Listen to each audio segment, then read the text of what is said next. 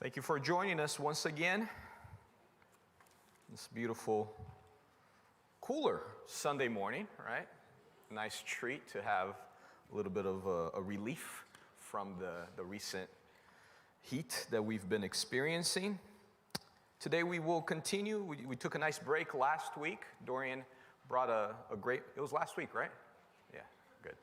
Dorian brought a great message last week, but now we're back to our regularly scheduled program, moving right along in Nehemiah. So if you have not done so, go ahead and turn your Bibles to Nehemiah chapter 11, whether in your Bibles or your gadgets.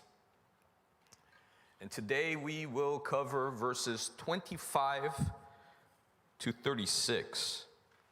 And since it's been a couple of weeks, just to refresh your memory, we discussed the repopulation of Jerusalem, the city that was contained within these newly built walls.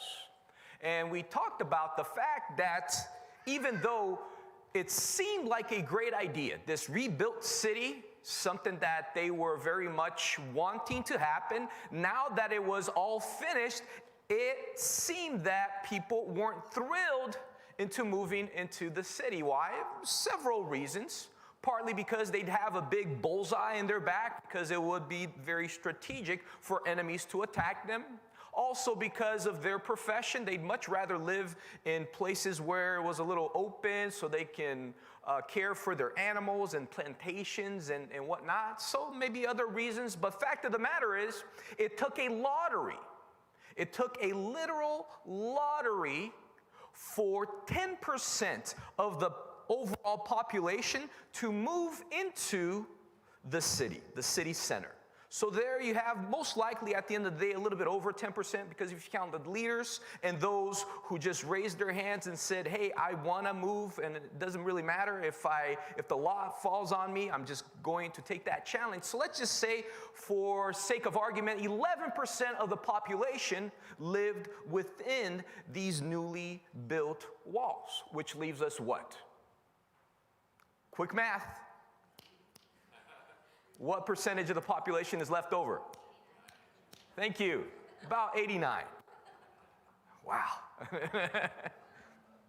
So now we have a list of places where these other 89% of people lived. And my title here, if you haven't seen, it's the Suburbs of Jerusalem. So what's a suburb? A suburb is simply cities and towns that are in the outskirts of a metropolitan area, a major city where people live, right? Really, you don't usually find industry there. It's just where people go to live, and then they commute to the bigger city, much like Ramona. You can think of Ramona as somewhat of a suburb of San Diego, right? Many people live here, and they commute. They go down the hill to their place of work or employment. So this is more or less what is happening here. So here we have a list of places that were surrounding the city of Jerusalem. And actually the list is split into two portions. One, it's 17 cities, towns, villages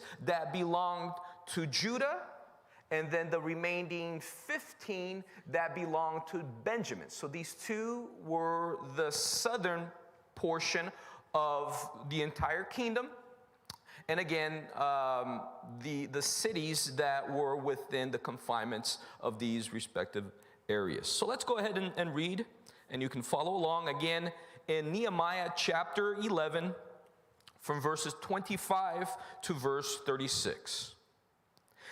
And as for the villages with their fields, some of the children of Judah dwelt in Kirjath Arba and its villages, Dibon and its villages, Jekabzeel and its villages, in Jeshua, Molada, Beth Pelet, Hazar Shual, and Beersheba and its villages, in Ziklag and Mekonah and its villages, in En-Rimmon, Zorah, Jamurth, Zenoah, Adullam, and their villages, in Lachish and its fields, in Azekah and its villages, they dwelt in Beersheba to the valley of Hinnom. Verse 31. Also the children of Benjamin from Geba dwelt in Makmesh, Aijah, and Bethel, and their villages, in Anath, Nob, and Anaiah, in Hazor, in Ramah, in Gittaim, in Hadid, in Zeboim, in Nebalat, in Lod, in Ono, and the valley of craftsmen. Some of the Judean divisions of Levites were in Benjamin. So here again we have a total of 32 places listed, the suburbs of the newly built city where the part of the remaining population lived. Now, as we've talked about before, right, we're in a pretty tough stretch of Nehemiah where you just have lists of names. Prior to this, it was just lists of people. Here it's lists of places. And superficially, there's not much here to see other than the documentation of history. But as we look at a list like this, my job was to find something interesting, something that we could work a little bit on so that we would leave here today with a principle, with a lesson that was applicable. So my task was to somewhat literally go through and see if there's anything interesting about these places. And out of all of these places, one of them stood out to me. One of them was of note, and then I invested some time to investigate a little bit farther about it. And lo and behold, there was the first name, which is also a good thing, because usually when you have lists of names, there's somewhat of a hierarchy often in the Bible. So the first name of that person or that place, it's usually the most noteworthy one out of all of them. So we are actually going to take a look at that first one, again found in verse 25, where it says, some of the children of Judah dwelt in Kirjath Arba. Kirjath Arba. Now, depending on your version of the Bible, you might have Kiriath Arba. It's exactly the same name. It's just transliterated a little bit different. So this is the place that we're going to focus on. Now, does that ring a bell? Raise your hand if you've ever heard of that place before. Just think about your biblical knowledge, the geography, history. Does that ring a bell? Probably does not ring a bell. Now, lucky for us, this place has another name. It's Hebron. Have you ever heard of Hebron? Pretty familiar name, even if you can't pinpoint it in the map. But for your sake, we do have a map here, so let's take a look at where Hebron is. So you see Jerusalem. Hebron is about 20 miles south of Jerusalem, southwest a little bit. And this is the area that is being noted here.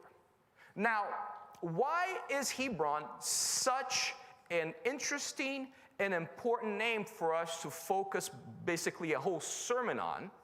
Well, first and foremost, if you backtrack, again, we're just taking a look at history here. If you go all the way back to Joshua chapter 20, what you will find out in Joshua chapter 20 is that Hebron was selected as a Levitical city, but not only a Levitical city, it was a city of refuge. What was a city of refuge? A city of refuge during the time when they were dividing up the promised land after they had conquered it. There were these strategic places, 6 of them in total. 3 to the west of the Jordan River and 3 to the east of the Jordan River, and they were kind of divided up throughout the land so that people could access these places regardless of where they were at. So Hebron was the southernmost city of refuge to the west of the Jordan River. Cities of refuge were important because in the law, there were some items there to protect people who had not been tried yet for an accidental murder. So let's say you were cleaning your shotgun. Not recommending that. And Bob, he is more knowledgeable of guns much more than I am. And I remember one time I went to his house, and not a real gun, it was a BB gun, but nevertheless, he was still kind of educating myself and the kids about all the rules, and I've forgotten most of them. But I know one of the rules is that always act like your gun is loaded, and don't point it at anyone. I guess that's 2 of them, right? Well, let's say that you did not follow these rules. And as you were cleaning your gun, your neighbor who was jogging, down the street, gets accidentally shot because your gun went off. Did you mean to do that? No. It was an accident. There's a level of liability here, but you're not technically a murderer. But guess what? Especially in biblical times, the next of kin had a right to hunt you down. So until these things were figured out, the law established these strategic places that someone who committed an accidental killing, usually of someone else, could go there, wait it out, so that things were kind of straightened out. So again, significant place because it was selected as a Levitical city of refuge. But not only that.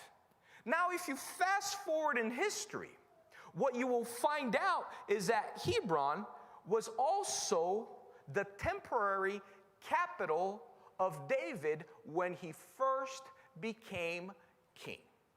So we all know the story. Most of us are very familiar with what happened with the struggles between David and Saul, right? David had been anointed as king prior to Saul's death. Saul was very jealous of David and, tried to hunt him down, was not successful, obviously. Eventually, Saul died and David became king. But for the first 7 years of David's reign, he actually was not reigning over all of Israel.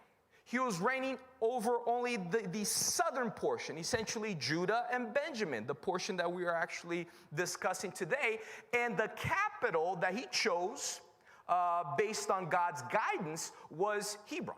And he was reigning there for 7 years until the remaining part of the kingdom accepted him as king. And then once that occurred, they transferred the capital to Jerusalem. But it was the first capital of the Davidic reign. Not too shabby, right? Pretty significant, pretty important. Not only that, if you fast forward a little bit more in David's story, eventually you get to the point where there was that issue with one of his sons, namely Absalom. Do you remember the story of Absalom? Stuff happened. And eventually he wanted to take over the kingdom. He wanted to be king. And the first place that he went was Hebron. Why? Because he knew it was a strategic place. He was there to campaign. He was there to fundraise, if you will. Stayed there for a while. He gathered up enough people on his side to the point where David, he actually ran away. And then eventually, Absalom went to the actual capital because he was essentially following in his father's footsteps. He thought, okay, my dad started in Hebron and then went to the capital. I will do the same thing, and eventually I will be considered king. We know the end of the story. We know that it didn't work out as Absalom intended. Nevertheless, pretty significant, pretty important location. And finally, if you look at the biblical records, the last that we hear of Hebron is when Rehoboam made it into a fortified city. Do you remember who Rehoboam was? Rehoboam was Solomon's son. So now we're at a point in history where the kingdoms are split, and now the son of Solomon is only reigning on this southern part of the kingdom, and Jeroboam is now reigning on the remaining, the bigger portion of the kingdom, the northern kingdom with the remaining tribes. And Rehoboam, he wanted to defend this location. So he picked out certain places and certain cities to reinforce them so that he would not be attacked by this new nemesis of the north. So that's what we have in biblical history. Again, all of this to say that this was a pretty significant, pretty important place. And there is more. Actually, if you look through, again, the biblical records, you will two additional instances where this place is noted. And actually, these two other instances, they're actually more important for our purposes because not only are they earlier than all of these facts that I just noted, but also in those instances, both names are used. Because up until this point, you're just taking my word for it, right? You're just taking my word that Kiriath Arba or Kirjath Arba is Hebron. But now we will actually see texts where it literally states that those two places are the same. So let's take a look at those, and now we will turn our Bibles initially to Genesis chapter 23.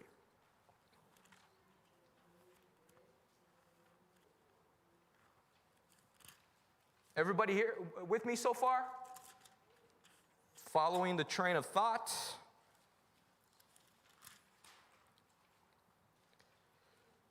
So in Genesis chapter 23,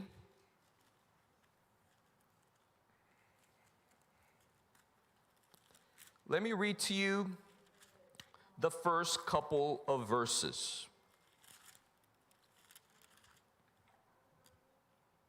And it says here, Sarah lived 127 years. Now, let's stop right there. Whenever you have a note of how long somebody lived, that's not a good sign. Basically, death is upon us, right?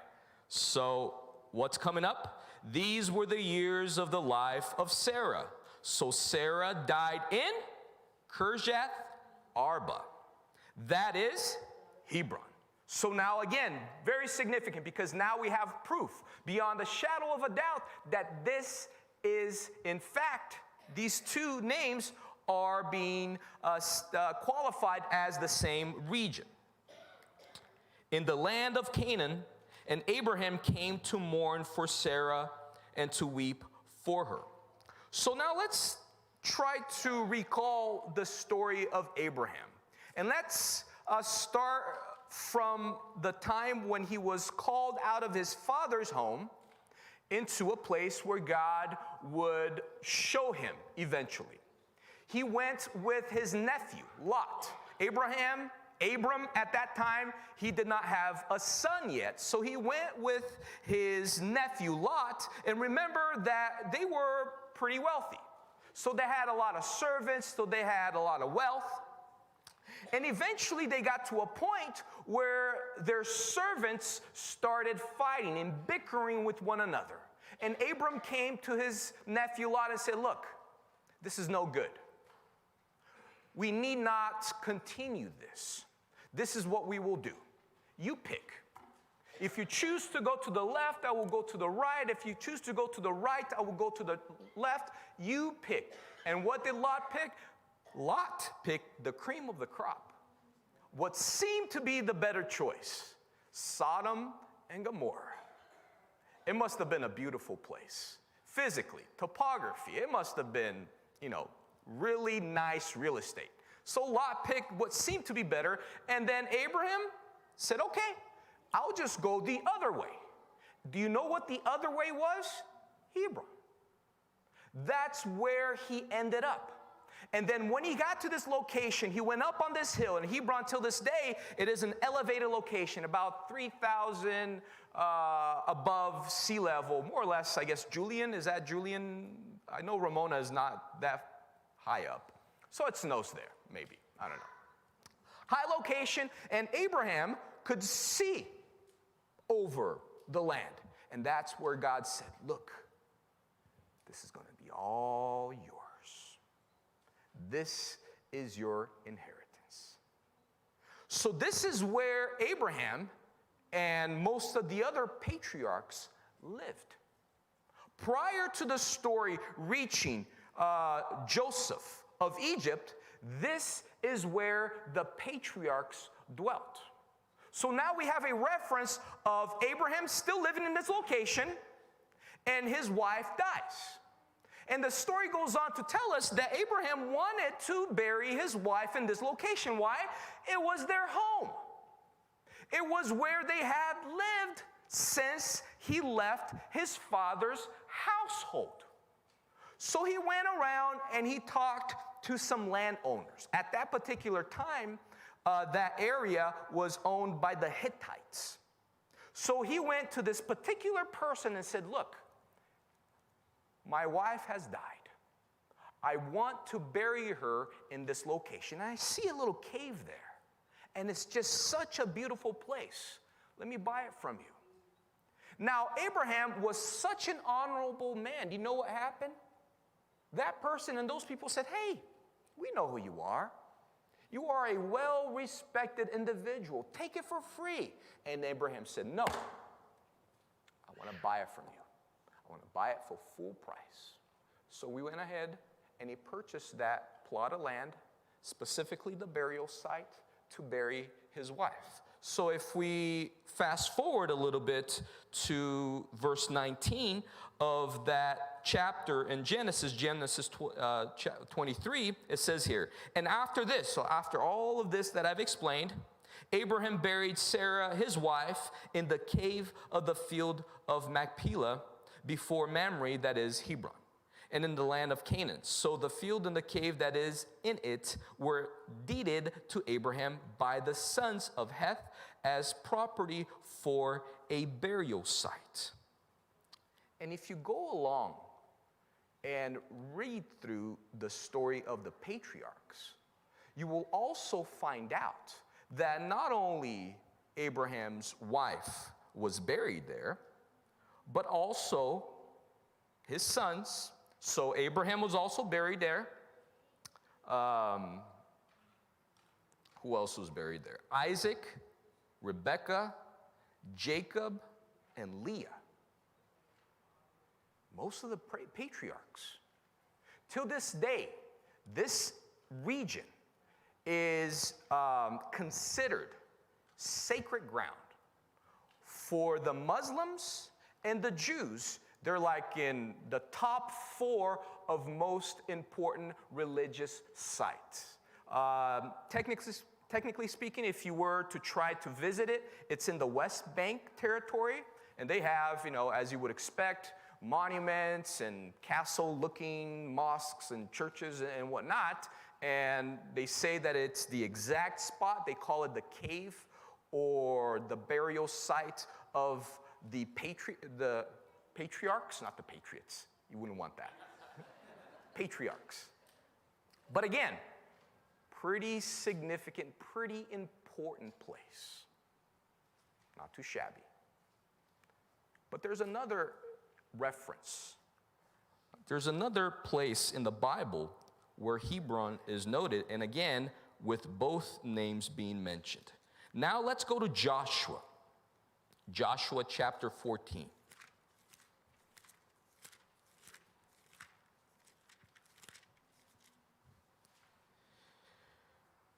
If you're familiar with the book of Joshua, once you get to chapter 14, the land has been conquered. And now it's just, allotting and dividing up the inheritance amongst the tribes and amongst the people. So in chapter 14, if you go to verse 13, you will see an interesting item there. Again, Joshua chapter 14, verse 13. And Joshua blessed him and gave Hebron to Caleb, the son of Jephunneh, as inheritance. Hebron, therefore, became the inheritance of Caleb, the son of Jephunneh, the Kenizzite, to this day, because the holy followed the Lord God of Israel. And the name of Hebron formerly was Kirjath Arba. Arba was the greatest man among the Anakim, who were these giants. Then the land had rest from war. Remember Caleb? Who here remembers Caleb?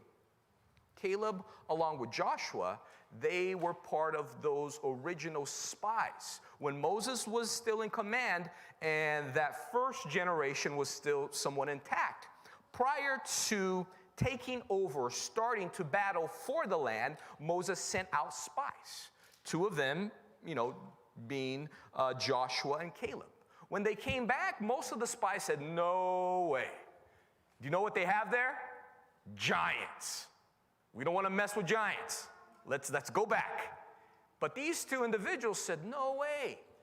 God is before us. He's fighting for us. This land is great. Milk and honey and everything you can wish for. Let's move forward. The people, they were ready to stone both of these guys. And then God intervened. Nevertheless, again, we have a story here of one of the last remaining people of that first generation. Because remember what happened for 40 years? Why did they have to roam around the desert for 40 years? Partly for all of the generation to perish, because the new generation was the one who was going to take over. But a few of the first generation remained, namely Caleb. And Caleb, because of that, deserved a prize. He was specially faithful. And here again, we're at the point of the story where people were being gifted things. People were receiving their inheritance.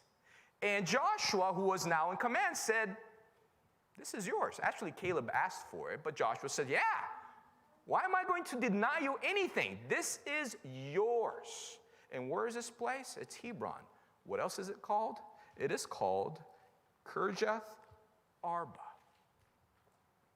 Now, why are we spending so much time focusing on this? Because up until this point, it's just facts, historical facts, which is interesting, but I don't know to what extent it's applicable. Let me get to that part.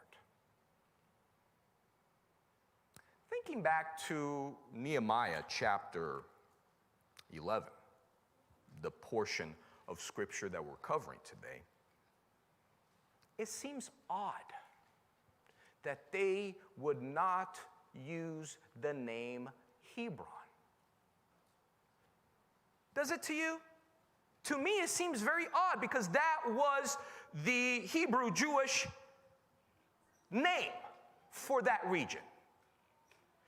The ancient name was Kirjath Arba, or Kiriath Arba, so that was the historical ancient name. But as you know, usually when a nation conquers another region, they change up the names of everywhere.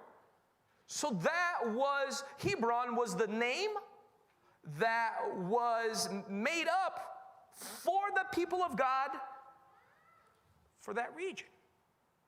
So why now, when Nehemiah is listing the places where people are living in this repopulated nation, why would he revert back to the original name? To me, it doesn't really make sense. To most scholars, it doesn't make sense. And trust me, I looked it up. Commentators have no clue, but I do. No. What I have is an educated guess, and I mentioned to this a few weeks, prior. With these types of texts, there is a level of speculation. And I wouldn't put this in the category of probability, like 90% sure, but definitely a possibility. And this is what I came up with. Pertaining to the two stories that I've just noted, the one on chapter 23 of Genesis and the other one of chapter 14 of Joshua, those two had to do with conquering the promised land. Wouldn't you agree? Chapter 23 of Genesis, even though we aren't far enough in the story where they're actually battling battling to attain the promised land, that was quite literally the first time that a Hebrew owned a piece of the promised land. It was a tiny little plot of land, but it was in Canaan. It was in Hebron. It was there within the confinements of the promised land, and guess who owned it? Abraham and the patriarchs. That was a precursor for what was to come. And then obviously when you get to Joshua chapter 14, you get that being fulfilled, and most of that region was conquered, and ultimately, they took possession of that. And in those two instances, when the story is trying to about the conquering of the land, they made sure to note what that place was. Not only is it Hebron, the historical name that we've kind of made up, I want to tell all of you where exactly it is. And it is in this particular location, and it had this particular name in ancient times. So there is no doubt about what is happening, what occurred, where it is. And by the way, all of that was for whose benefit? Let me rephrase that question. Mosaic books, and including Joshua, what was the purpose of those being written? In general sense, ultimately, for our benefit. But for more practical historical purposes, it was for the benefit of those who were conquering the promised land. Moses and the other compilers of that portion of history wanted to document their history. They did not want them to forget. So they made sure that they documented that in great detail. Again, the second generation who is now having these promises that were made to Abraham way back when, now they are being fulfilled. And this is being done for their benefit. So they know who they are, where they came from, where they should remain. Now, in Nehemiah's time, what are they doing? They are reconquering. They are repopulating the promised land. They had been absent for, a very long time. Now they were allowed to come back. So it's almost like a reboot, a restart. And I believe that when this was being documented, it was almost like paying homage to what happened in Genesis and in Joshua. And they wanted to make sure, look, we're documenting this for this generation moving forward. And we're going to do something very similar. We're not going to just say Hebron because everybody kind of knows what that is in general. We're going to specify where this place is historically.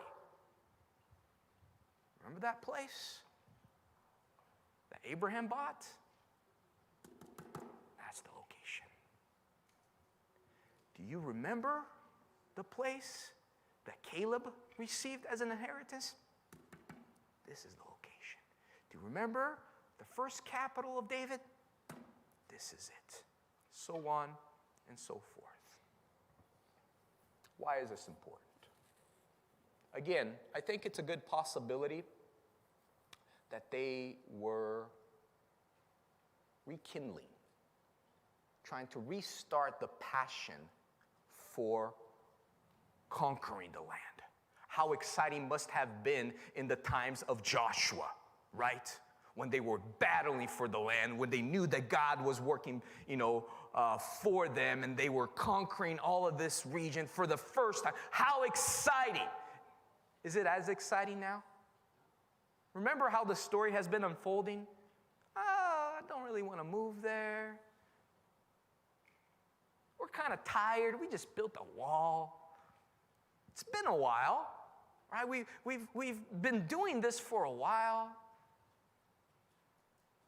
I believe that they were trying to rekindle the fire. Almost like, look, this is a new beginning. And this is very important because our tendency is to get jaded. What do I mean by that? Just think about your life. I've thought about my life. Think about instances where you've been very excited about something initially, and then you fast forward a few months, a few years, a few decades, and that thing, which was very exciting in the beginning, no longer is very exciting. Who here has ever been excited about a new job? You're applying for that job, you're getting your references, you're getting your resume ready, you're praying to God. God, please, that would be a perfect situation and the great location, and I love this industry, and it would just be a match, and then you get it. God blesses you with that job, and you're very excited, and you're passionate about it, and you're working overtime, and it doesn't even seem like it because it's just such a joyous occasion. Fast forward a couple of years. Now you find yourself complaining about that job. Now you find yourself looking over the fence and seeing, how is it, the greener pastures, fields, you know what I mean. Now it doesn't seem as enticing. And you almost have to kind of reboot and think back to how excited you were in the beginning to kind of motivate you. And we do that with many other things, relationships. Fortunately or unfortunately, the perfect example of that is marriage. How exciting are you about that significant other prior to marriage? In the courting time of your relationship. Oh boy, you're writing romantic notes, right? I don't know if, especially men, if you have like that little box that you have to dust, it's, right there buried under, piles of clothes in the closet, but that's where you keep the notes that you'd sent your sweetheart. And if you ever open that and you read through it and you're like, oh man, how corny. What was wrong with me? That's not me. I don't talk like that. You talk like that. When you were passionate, when you were madly in love, when you thought that you couldn't live without that other person, that's who you were. Fast forward a few years, but that's human nature. It gets a little mundane, boring. You lose appreciation. And that's an issue. With relationships, that's an issue. People literally have to stop and look back. Look, this is very significant. I love this person. And I have to rekindle that fire, almost transport myself to years past so I can just kind of have that state of mind. With our faith, with our relationship with God, it is exactly the same thing. Just transport yourself back to that time when you were on fire for God, that new believer spirit where you just would do anything for Him. Everything seemed such a blessing. You were just again madly in love for God. Fast forward a few years, a few decades. Not to say that you don't love God, but quite often, the passion diminishes. And Christian life becomes mundane, boring. Almost seems like it lacks purpose. Not as exciting or important.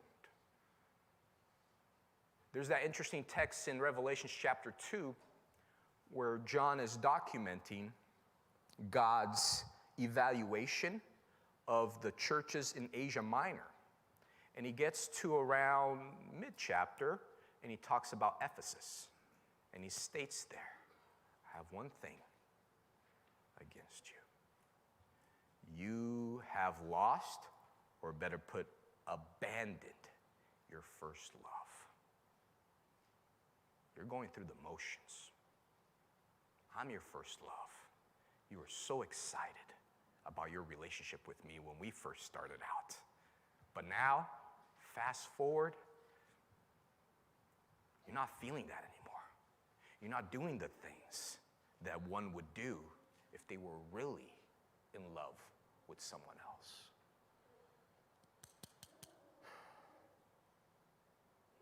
It is, I don't want to say it's normal. It's usual to get jaded. Again, not normal. There's a difference. But it's usual. That's kind of human condition. But and this applies to all of these areas that I've mentioned, but here, obviously, I want to focus on our relationship with God. This is kind of the stuff that we need to do. Every once in a while, when we feel especially jaded, especially bored, especially feeling like it's not really that big a deal, we need to stop and just rekindle that fire, and maybe just think back to how important that once was. Because things haven't changed. Your perspective of reality might have changed, but those realities have not changed. God is still the same God, and He is doing similar things. And there is no need for there to be this difference in how you're acting or reacting. Just think back and put yourself back into that place where you were on fire, so that that passion is rekindled, so that you are again relying upon the genesis of that relationship to move forward. Not, it is what it is, that's life. No, just passionate in love for God, willing to do anything and everything for Him, because He is your sweetheart. You are madly in love with Him. You send Him these corny love letters. You can't stand to be without Him. If you needed to, you be on the phone and you're doing that. Oh no, you hang up. No, you hang up. In your prayers, that's what you be saying. No, God, you stop. No, you reboot. Think back of the past and rekindle that flame. Amen.